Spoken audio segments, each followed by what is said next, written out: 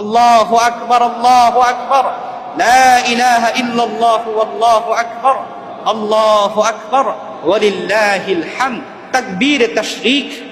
জিলহজ মাসের 9 তারিখ ফজর থেকে 13 তারিখ আসর পর্যন্ত প্রত্যেক ফরজ নামাজের পরে একবার কমপক্ষে তাকবীর তাশরিক পড়া ওয়াজিব। কি বলেন সেটা? ওয়াজিব।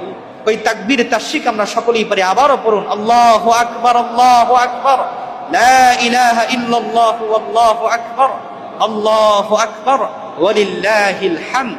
এই তাকবীরটাকে বলা হয় তাকবীরে তাশরিক। এই তাকবীর পুরুষ মহিলা সকলেই পড়তে হবে। আগামী জুমার দিন ফজর থেকে, কখন? আগামী জুমার দিন ফজর থেকে আগামী 13 তারিখ আসর পর্যন্ত, মঙ্গলবার আসর পর্যন্ত প্রত্যেক ফরজ নামাজের পরে একবার তাকবীর তাশরিক আমাদের সকলকেই পড়তে হবে। আল্লাহ আমাদেরকে কবুল করে পড়ুন, আমিন।